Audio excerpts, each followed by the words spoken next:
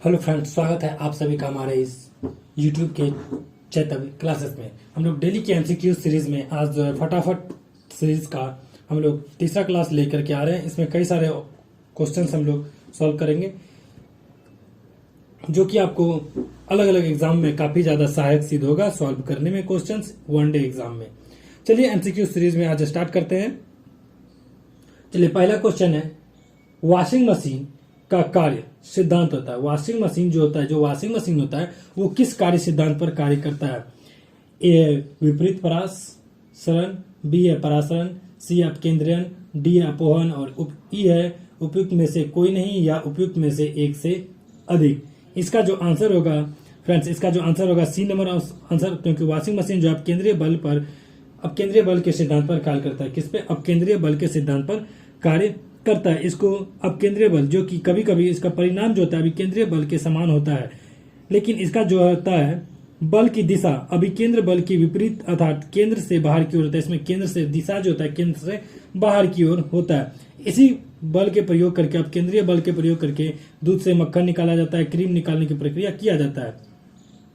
चलिए, ज्यादा हम लोग इस पे चर्चा नहीं करेंगे आज, क्योंकि आज फटाफट सीरीज है। फटाफट सीरीज में हम लोग डेली सीधा सर्च आंसर मारते चलते हैं और हम लोग चलिए आगे देखते हैं और आगे बात करते चलेंगे। 2 नंबर क्वेश्चन कहता है कि प्रकाश की गति निम्न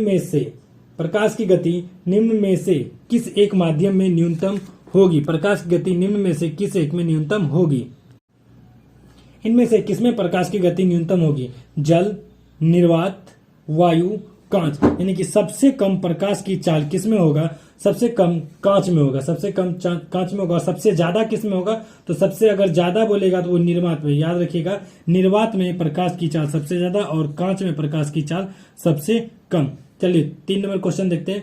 निम्नलिखित में से कौन सी सदिश राशि नहीं है? सदिश राशि के बारे में पूछा जा रहा है। इसमें से कौन जो है सदिश राशि नहीं है? गति, वेग, बल, अघूर्णन, टॉर्क यानी कि विस्थापन। इनमें से कौन सदिश राशि नहीं है? सदिश राशि नहीं है वेग जो है सदिश राशि नहीं है, वेग अदिश राशि है। वेग अदिश राशि होता है।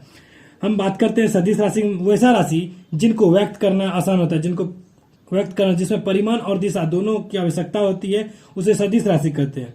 जिसमें परिमाण और दिशा दोनों होता है उन्हें सदिश राशि, जिनमें सिर्फ परिमाण होता है उन्हें अदिश राशि। सदिश राशि में कुछ जो ऑप्शन होगा वो क्या होगा? विस्थापन, संवेग, बल अघूर्ण, त्वरण, आवेग, भार, ये सब जो किसके अंतर्गत है? सदिश राशि।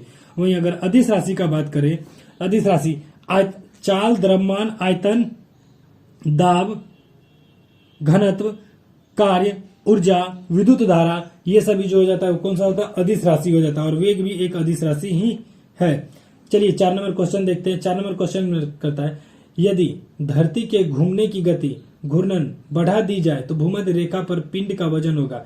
यदि धरती जितना स्पीड में घूम रहा है 33 किलोमीटर पर सेकेंड की स्पीड से, 33 या 34 किलोमीटर पर सेकेंड की स्पीड से चलता है, अगर इसका स्पीड और बढ़ा दिया जाए तो भूमध्य रेखा पर क्या हो जाएगा? भूमध्य रेखा पर पिंड का वजन क्या हो जाएगा? बढ़ जाएगा, बी है घट जाएगा, सी है कोई परिवर्तन नहीं होगा, डी है 2 गुना हो जाएगा। इसका जो आंसर होगा बी होगा, घट जाएगा। क्या होगा? घट जाता है।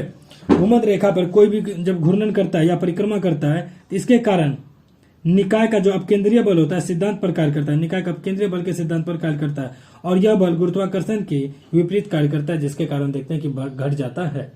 चलिए 5 नंबर क्वेश्चन देखते हैं। गति को सर्वप्रथम किसने परिभाषित किया था? सबसे पहले गति को किसने परिभाषित किया था? गैलीलियो, न्यूटन, केपलर, टॉल्मी और कोइन। इनमें से कोई नहीं या एक से अधिक। इसका जो आंसर होगा गैलीलियो। सबसे पहले गति को प्रतिपादित कौन किया था? गैलीलियो ने किया था। 6 नंबर ऑप्शन देखते हैं, 6 नंबर क्वेश्चन देखते हैं। किस नियम के अनुसार समान ताप और दाब पर सभी गैसों के निश्चित आयतन में अणुओं की संख्या समान होती है? यानी कि किस नियम के अनुसार, एक नियम का नाम बताइए पूछ रहा है, जिसमें कि सभी गैस का आयतन और संख्या, अणुओं की संख्या बराबर होता है। कोरियोलिस प्रभाव, ग्राहम का नियम, पास्कल का नियम, अवोगाद्रो का नियम, उपयुक्त में से एक से अधिक या इनमें से कोई नहीं। इसका जो आंसर अवोगाद्रो के नियम के अनुसार सभी गैस का क्या होता है? आयतन और संख्या दोनों बराबर होता है। 7 नंबर क्वेश्चन, अपेक्षितता का सिद्धांत इनमें से किस वैज्ञानिक ने प्रस्तुत किया? अपेक्षितता का सिद्धांत जो है इनमें से किस वैज्ञानिक ने प्रस्तुत किया? Albert Einstein, Isaac Newton, Stephen Hawking, Marie Curie. इनमें से क्या होगा आंसर? इनमें से जो इसका आंसर होगा 7 नंबर क्वेश्चन कहता है आपेक्षिकता का सिद्धांत इनमें से किस वैज्ञानिक ने प्रस्तुत किया था? जो आपेक्षिकता है इनमें इसका जो सिद्धांत है कौन से वैज्ञानिक है जो प्रस्तुत किए थे? ए है अल्बर्ट आइंस्टीन, बी है आइजैक न्यूटन, सी है स्टीफन हॉकिंग, डी है मैडम क्यूरी और ई है उपयुक्त में से कोई नहीं या एक से अधिक। इसका जो आंसर होगा 7 नंबर का ए नंबर आपेक्षिकता का सिद्धांत अल्बर्ट आइंस्टीन ने प्रस्तुत किया था। आपको बता दें इसमें जो मैडम क्यूरी है जो सबसे पहले रेडियो एक्टिव तत्व का खोज किया था। मैडम क्यूरी के जो लगभग हस्बैंड भी एक वैज्ञानिक ही थे, वो भी एक वैज्ञानिक ही थे, इसलिए इसका जो आंसर हम देखते हैं मैडम क्यूरी तो हो ही नहीं सकता है। इसका जो आंसर ए नंबर आंसर बिल्कुल सही होगा अल्बर्ट आइंस्टीन। चलिए 8 नंबर क्वेश्चन देखते हैं। एक संवाहक के तापक्रम परिवर्तन के कारण इसमें विभव। चलिए 8 नंबर क्वेश्चन देखते हैं। 8 नंबर क्वेश्चन क्या कहता है? एक संवाहक के तापक्रम परिवर्तन के कारण इसमें विभव परिवर्तन होता है, इस घटना को क्या कहते हैं? जो एक संवाहक होता है इसमें तापक्रम परिवर्तन के कारण जो विभव परिवर्तन होता है, इस घटना को क्या कहते हैं? थॉमसन प्रभाव, जूल प्रभाव, सीबेक प्रभाव, पेल्टियर प्रभाव। इस प्रभाव को हम लोग जो कहते हैं थॉमसन प्रभाव। लगभग 1856 में एक प्रयोग के द्वारा इसको ज्ञात किया गया था। जब किसी संवाहक के दोनों सिरों पे, कोई संवाहक है उसका दोनों सिरों पे माइनस और प्लस दोनों सिरों के आसपास अगर अलग अलग तापमान पर रखा जाता है तो इसका जो माध्यम से प्रवाहित होने वाला जो संवाहक होता है, जैसे कि कोई चीज रखे, इसका ये सिरा और ये सिरा, अगर इनको अलग अलग तापमान पर रखेंगे, इसके माध्यम से जो सिरा प्रवाहित होता है, इसके अंतर्गत जो होता है संवाहक की लंबाई के साथ साथ ऊष्मा उत्पन्न और आवेशित भी होते रहती है। इसका जो उल्लेख किया था उन्होंने थॉमसन प्रभाव के द्वारा ये चीज बताया गया। किसके द्वारा? थॉमसन प्रभाव के द्वारा। चलिए 9 नंबर क्वेश्चन देखते हैं। आवर्धक कांच में किस प्रकार का लेंस प्रयोग किया जाता है? एक आवर्धक कांच होता है, उसमें किस प्रकार का लेंस प्रयोग किया जाता है? नतोदर यानी कि अवतल, समतल अवतल, उत्तल लेंस और उत्तल दर्पण। फ्रेंड्स उत्तल लेंस आपको पता होगा, उत्तल लेंस किस चीज के प्रयोग में आता है? उत्तल लेंस दूरदृष्टि दोष में इसका प्रयोग होता है। दूरदृष्टि दोष क्या होता है थोड़ा सा इसको देख लेते हैं। दूरदृष्टि जो होता है, दूर का चीज दिखता है, नजदीक का चीज हमें नहीं दिखता है, क्योंकि हमारे रेटिना पे जो होता है कोई भी चीज नजदीक में जब यहाँ पे रहता है तो ये हमारे रेटिना के बाहर जाके इसका क्या होता है प्रतिबिंब बनता है, इसके कारण से हमें नहीं दिखता है। इसलिए हम लोग उत्तल लेंस, ये जो होता है उत्तल लेंस, इस लेंस के थ्रू जब हम इसका प्रयोग करते हैं तब ये जो हमारा रेटिना है इसके ऊपर आकर के किसी भी चीज का प्रतिबिंब बनता है और तब हम उस चीज को देख पाते हैं।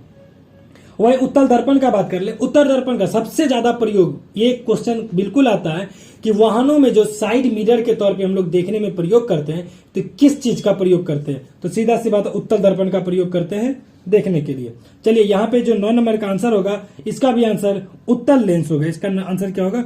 उत्तल लेंस। एक मैग्नीफाइज ग्लास के बारे में पूछा गया था, किसका प्रयोग किया जाता है? तो उत्तल लेंस का प्रयोग किया जाता है, इसलिए इसका आंसर क्या होगा? सी नंबर होगा। चलिए 10 नंबर क्वेश्चन देखते हैं। चुंबकत्व का अनुचुंबकीय सिद्धांत निम्न में से किसके द्वारा प्रदर्शित किया गया था? निकेल, पारा, लोहा, प्लेटिनम। इसका जो अनुदर्शन है किसके द्वारा प्रतिपादित किया था? डी प्लेटिनम के द्वारा प्रतिपादित किया गया था। चलिए 11 नंबर क्वेश्चन देखते हैं। परमाणु के नाभिक में कौन सा मूलकण होता है? परमाणु के नाभिक आपको पता है ये परमाणु है, परमाणु का नाभिक। इलेक्ट्रॉन जो होता है माइनस चार्ज होता है और इलेक्ट्रॉन जो होता है इसके चारों ओर चक्कर लगाता है। इलेक्ट्रॉन क्या करता है? चारों ओर चक्कर लगाता है। ये हो गया इलेक्ट्रॉन, ये चारों ओर ऐसे करके चक्कर लगाएगा। इसके नाभिक में पूछ रहा है आपको क्या होता है? नाभिक में होता है प्रोटॉन और न्यूट्रॉन। याद रखिएगा नाभिक में क्या होता है? प्रोटॉन और न्यूट्रॉन। चलिए इसमें देखते हैं। पहला ऑप्शन है इलेक्ट्रॉन न्यूट्रॉन, नहीं इलेक्ट्रॉन तो बाहर होता है, ये होगा नहीं। बी नंबर देखते हैं इलेक्ट्रॉन और प्रोटॉन। इलेक्ट्रॉन जहां आ गया वो गलत हो जाएगा। प्रोटॉन न्यूट्रॉन बिल्कुल सही नंबर। सी नंबर जो है बिल्कुल सही ऑप्शन है सी नंबर, क्योंकि प्रोटॉन और न्यूट्रॉन नाभिक के अंदर उपस्थित होता है, जिसमें से एक प्लस और धनावेशित होता है, एक न्यूट्रल होता है। आप ये बताइए कि धनावेशित कौन होता है और न्यूट्रल स्थिति में कौन होता है? इसका आप कमेंट बॉक्स में हमें आंसर जरूर करिए ताकि आपको भी याद हो जाए कि क्या होता है। चलिए आगे बढ़ते हैं। 12 नंबर क्वेश्चन। जिस धातु कर्म प्रक्रिया के अंतर्गत धातु मिश्रित अवस्था में पाई जाती है को कहते हैं? अगर कोई धातु कर्म है मिश्रित अवस्था में पाया जाता है तो उसको क्या कहते हैं? प्रगलन, भर्जन, कैल्सीकरण या झाग प्लवन। उसको जो होते हैं प्रगलन कहता है। प्रगलन एक प्रक्रिया होता है जिसके कारण किसी भी अयस्क से धातु को तत्व या किसी सरल यौगिक के रूप में प्राप्त कर लिया जाता है, इसीलिए क्या होगा? प्रगलन होगा। चलिए 13 नंबर क्वेश्चन, निम्न में से कौन सी पीतल के घटक है, इनमें से कौन सा है जो पीतल का घटक है, यानी पीतल में जो मिलाया जाता है, पीतल में मिलाया जाता है, तांबा जस्ता, लोहा जस्ता, तांबा निकेल, लोहा तांबा। गलत, इसमें जो आंसर होगा तांबा और जस्ता। तांबा जस्ता पीतल में मिलाया जाता है। और आपको बता दें एक दो और आंसर, कांसा किसका मिश्र धातु है, कांसा तांबा और टीन का मिश्र धातु है। कांसा किसका, तांबा और टीन का। एक जर्मन सिल्वर आता है, इसमें तांबा जस्ता निकेल दोनों का मिश्र धातु पाया जाता है। वही गन मेटल ज्यादातर पूछा जाने वाला क्वेश्चन एक आता है जिसको कहते हैं गन मेटल। गन मेटल में किसका मिश्रण होता है, गन मेटल पूछा जाता है। गन मेटल में जो होता है तांबा जस्ता टीन, इसका मिला होता है। आप याद रखिएगा कांसा का, खास करके कांसा का याद रखना ज्यादा जरूरी होता है। इसमें तांबा टीन और पीतल का तांबा और जस्ता। चलिए आगे बढ़ते हैं, बहुत लंबा हो जाएगा वीडियो। अगर आप लोग को देखिए कि वीडियो थोड़ा लंबा हो रहा है, कि आप हो सके तो इसको 1.5 पे देख लीजिए ताकि आपको जल्दी से जल्दी देखें, और 1 से 2 बार वीडियो देखिएगा तो आपको याद हो जाएगा। चलिए आगे देखते हैं। 14 नंबर क्वेश्चन कहता है, निम्न में से किसे अनबुझा चूना कहते हैं, अनबुझा चूना कहते हैं, अनबुझा हुआ चूना किसे कहते हैं। CaO, CaCO3, CaOH2 या CaCl2, इनमें से किसे अनबुझा हुआ चूना कहते हैं। CaO को अनबुझा हुआ चूना कहते हैं। CaO को क्या कहते हैं, अनबुझा हुआ चूना कहते हैं। ए नंबर आंसर बिल्कुल सही है। वही 15 नंबर देखते हैं, जंग लगने लोहे के वजन में निम्न में से कौन सा परिवर्तन होगा। एक लोहा है, ठीक है, इसमें क्या हो गया, जंग लग गया। अगर जंग लगने से इसका क्या होगा, यह लंबा समय तक बढ़ता है, ठीक है, यह पहले घटता है और फिर बढ़ता है, यह पहले बढ़ता है फिर घटता है। डी, एक समान रहता है। इसका वजन में क्या प्रभाव है आएगा, निम्न में से कौन सा परिवर्तन होगा, यह पूछा गया आपको। इसका जो आंसर होगा, जंग लगने से लोहे का एक लंबे समय तक पहले बढ़ता है, एक लंबे समय तक बढ़ता है। 16 नंबर क्वेश्चन, निम्न में से किसे श्वेत धातु कहा जाता है, यानी कि श्वेत धातु इनमें से किसे कहा जाता है। निकेल, रेडियम, प्लेटिनम और पोलेडियम, इनमें जो श्वेत धातु का, या फिर उपयुक्त में से कोई नहीं।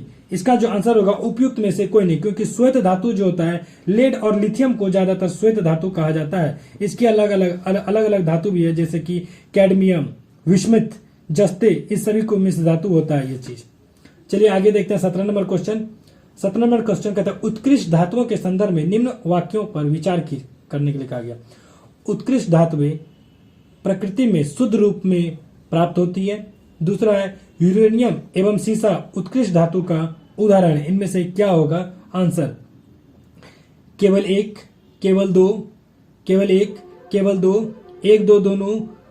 पीतल भी एक उत्कृष्ट धातु है। इसका जो आंसर होगा, एक नंबर आंसर होगा, केवल एक।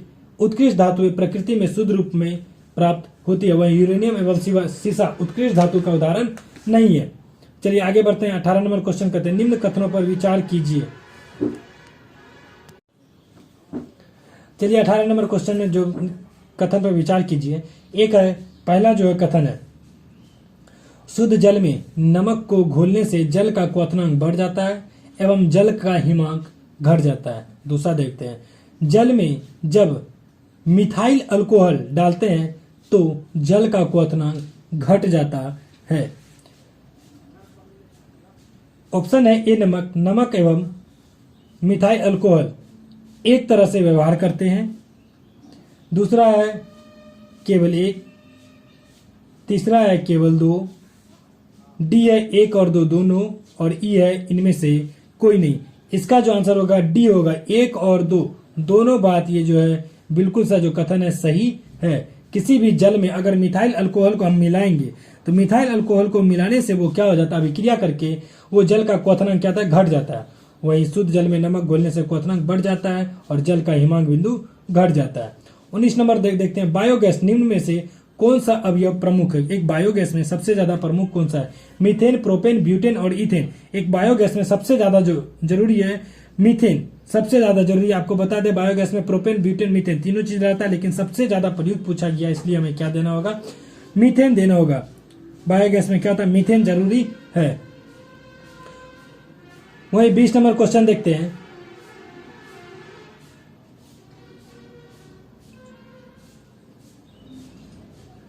निम्न में से किस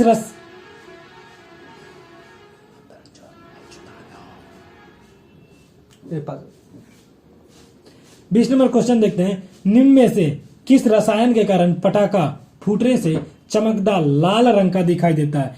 एक इसमें रसायन डाला जाता है जिसके कारण जब भी पटाखा हम लोग दिवाली में फोड़ते हैं आपको दिखता होगा लाल रंग का। लाल रंग किस चीज के कारण होता है आपको बताइए। एस्ट्रोशियम, सोडियम, सल्फर, मैग्नीशियम, इनमें से कोई नहीं या एक से अधिक? आपको बता दें एस्ट्रोशियम के कारण पटाखा का रंग लाल दिखता है। एस्ट्रोशियम नाइट्रेट, एस्ट्रोशियम सल्फेट और एस्ट्रोशियम कार्बोनेट एक प्रकार का जो होता है कि रासायनिक पदार्थ है जिसके कारण पटाखा फूटने के बाद लाल रंग का हमें दिखाई देता है। ए नंबर आंसर हो जाएगा। 21 नंबर क्वेश्चन। लवणता युक्त वातावरण प्रेमी पौधे को क्या कहते हैं? लवणता युक्त वातावरणीय प्रेमी पौधे को क्या कहा जाता है? मरुदिद्भिद या समोद्भिद? सी नंबर है ग्लाइकोफाइट, डी नंबर है लवण मृदोभिद। इसका आंसर क्या होगा? इसका जो आंसर होगा 21 नंबर का डी नंबर आंसर होगा। क्या हो जाएगा? लवण मृदोभिद यानी कि हेलोफाइटा, इसको इंग्लिश में कहते हैं हेलोफाइटा। एक ऐसा पौधा होता है जो कि उच्च ताप लवणता युक्त खारे जल में भी उगने में ये समृद्ध होता है, इसलिए लवण मृदोभिद इसे कहते हैं। 22 नंबर कवक पौधे में नहीं पाया जाता। जो कवक का पौधा है उसमें क्या नहीं पाया जाता है? ऑक्सीजन, कार्बन डाइऑक्साइड, पर्णहरित, सूर्य का प्रकाश। कवक पौधे में ऑक्सीजन नहीं पाया जाता है। कवक पौधे में क्या नहीं पाया जाता है? ऑक्सीजन नहीं पाया जाता है। वहीं 23 नंबर क्वेश्चन देखते हैं। सॉरी 22 का सी नहीं, 22 का जो होगा कवक पौधे में क्या नहीं पाया जाता? ऑक्सीजन पाया जाता है। कार्बन, पर्णहरित नहीं पाया जाता है। कवक पौधे में पर्णहरित नहीं पाया जाता है। पर्णहरित यानी कि क्लोरोफिल, कवक में क्लोरोफिल नहीं पाया जाता है। चलिए वहीं 23 नंबर क्वेश्चन देखते हैं। परागकण की सुपरिभाषा है। परागकण के सबसे अच्छा जो परिभाषा है वो क्या होता है? परागकण का परागकोश से कुलूम छिद्र तथा स्थानांतरित होने की क्रिया है। परागकण का अंकुरन, सी है परागनली का बीजाणु तक पहुंचना, डी है कीटों का फूलों तक पहुंचना। 23 नंबर का आंसर होगा ए नंबर होगा बिल्कुल सही। ए नंबर जो बताया गया परागकण का परागकोश से कुलूम छिद्र तथा स्थानांतरित होने की क्रिया है। 24 नंबर क्वेश्चन देखते हैं।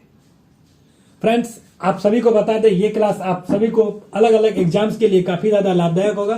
चाहे वो आप कोई भी एग्जाम दे, चाहे बिहार एसएससी दे, यूपी एसएससी दे, झारखंड एसएससी का दे या फिर एसएससी जीडी का दे, बीपीएससी का एग्जाम दे या किसी भी स्टेट पीसीएस का एग्जाम दे। साथ साथ अभी वर्तमान में जो होने वाला बिहार एसएससी, एएलपी, रेलवे के लिए इन सभी परीक्षाओं में आपके लिए काफी ज्यादा लाभदायक सिद्ध होगा। और मैं एक और बात आपको बता देना, चाहे सीटेट हो या डीएलएड हो, उन सभी एग्जाम के क्वेश्चंस के लिए भी ये जो है ये क्लास काफी ज्यादा लाभकारी सिद्ध होगा। क्योंकि इस क्लास में हम लोग जितने भी क्वेश्चन कर रहे हैं आप जान रहे हैं कि बीते दिनों में एग्जाम्स का जो पैटर्न है अब पहले से बदल रहा है। इसलिए अब वो आप जो सोचते हैं सिंपल क्वेश्चन पूछा जाएगा वैसा क्वेश्चन नहीं होगा, अब क्वेश्चन चेंज हो रहा है।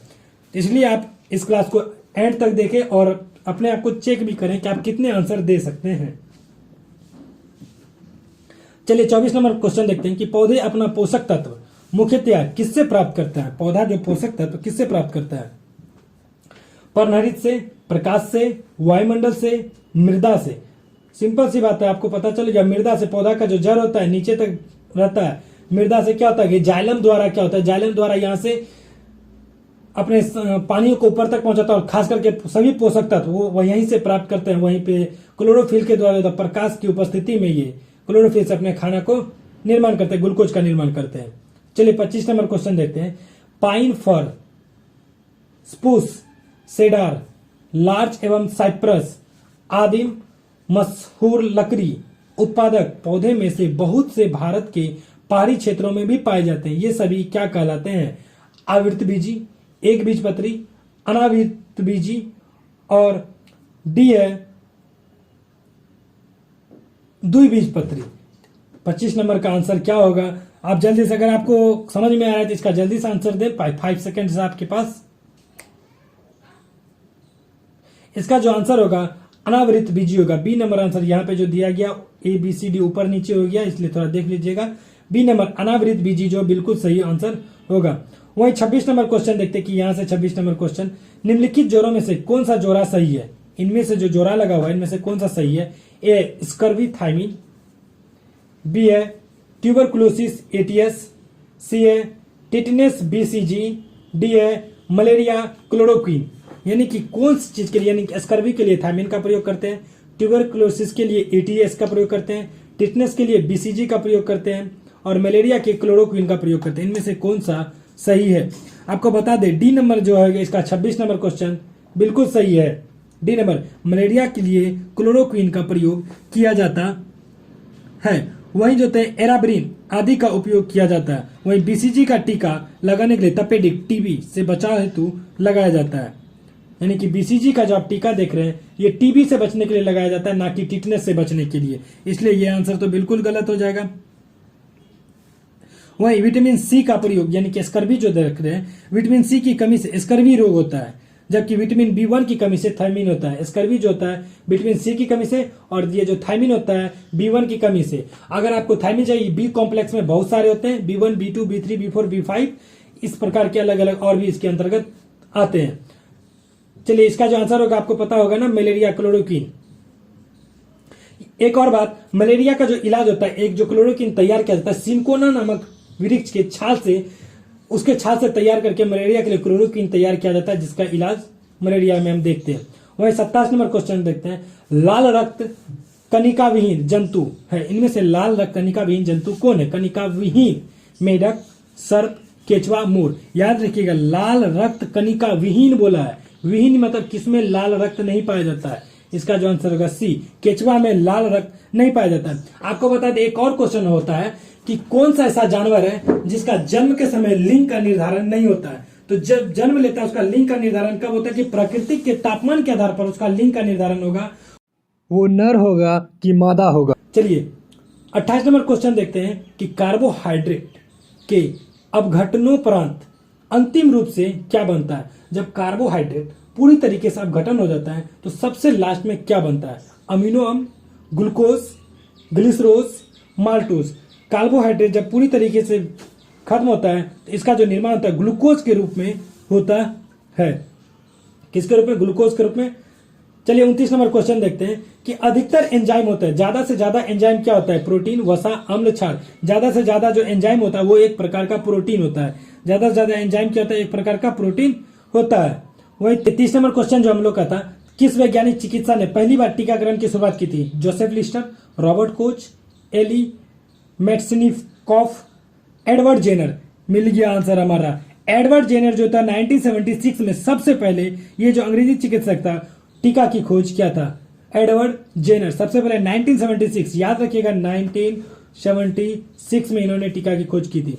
वही 31 नंबर क्वेश्चन देखते हैं, जुलाई 2022 में किस देश के पूर्व प्रधानमंत्री शिंजो आबे, ये करंट अफेयर से थोड़ा रिलेटेड है देख लीजिए, फिर भी 2022 में किस देश के पूर्व प्रधानमंत्री शिंजो आबे की चुनाव अभियान के दौरान गोली मारकर हत्या कर दी गई थी? शिंजो आबे किस देश का प्रधानमंत्री थे उस समय?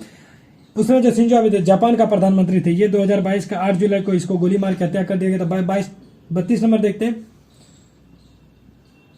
संयुक्त राष्ट्र महासभा ने बहुभाषावाद पर एक भारत प्रायोजित प्रस्ताव अपनाया है, जिसमें पहली बार किस भाषा का उल्लेख किया गया? संयुक्त राज्य महासभा ने बहुभाषावाद के लिए किस भाषा का प्रयोग किया गया? चलिए उर्दू, संस्कृत, बंगाली, हिंदी। 32 का जो आंसर होगा डी नंबर, हिंदी का प्रयोग किया गया। वही 33 देखते हैं, यूक्रेन में रूस के सैन्य अभियानों पर चर्चा करने के लिए महासभा के आपातकालीन सत्र के अध्यक्ष किसने की? इसकी अध्यक्षता है वो किसने की? यूक्रेन पे जब देख रहे हैं रूस और यूक्रेन के साथ में जो युद्ध हो रहा है 2022 से ही लगभग 2 साल होने चला है, जो कि अभी तक इसका कोई परिणाम नहीं निकल के आया है। इसमें देखते हैं कि इसकी अध्यक्षता किसने की थी इस युद्ध को खत्म करने के लिए? Abdulla Shahid, Volkan Bozkir, Antonio Guterres, Kofi Annan. इसका जो आंसर होगा अब्दुल्ला शाहिद ने इसकी अध्यक्षता की थी। चलिए 34 नंबर, भारत ने फरवरी 2022 में युद्ध प्रभावित यूक्रेन में भारतीयों को निकालने के लिए कौन सा मिशन चलाया था? ऑपरेशन रक्षक, मैत्री, विजय और गंगा। इनमें जो ऑपरेशन मैत्री तो दूसरे साथ ऑपरेशन गंगा चलाया गया था। किसके? ऑपरेशन गंगा चला। ऑपरेशन मैत्री तुर्की में जो भूकंप आया था मित्रता को दिखाते हुए उसके लिए चलाया गया था। ऑपरेशन मैत्री तुर्की में भूकंप आने के लिए चलाया गया था। और ऑपरेशन विजय का बात करें तो ये जम्मू कश्मीर में चलाया गया था। चलिए 35 नंबर क्वेश्चन का बात करें। हाल ही में चीन ने 70वें वन्य जीव अभ्यारण्य के आसपास के क्षेत्र पर अधिकार का दावा किया है। यह दावा करते हुए यह एक विवादित क्षेत्र है और यह वन्यजीव अभ्यारण्य कहां पे स्थित है? सतकरे सबसे मेन बात जो 70वें वन्यजीव कहां पे स्थित है? अरुणाचल प्रदेश, भूटान, नेपाल, बांग्लादेश। इसका जो आंसर होगा भूटान। कौन होगा? भूटान में ये वन्यजीव अभ्यारण्य है। धन्यवाद फ्रेंड्स, आप सभी का हमारे साथ जुड़े रहने के लिए। उम्मीद है आपको आज का क्लास बहुत ज्यादा पसंद आया हो। अगर आपको हमारा क्लास पसंद आया, आप कोशिश करें इस क्लास को अपने दोस्तों के बीच में भी शेयर करें ताकि वे भी हमारे साथ जुड़ सके। मिलते हैं हम लोग अगले क्लास में।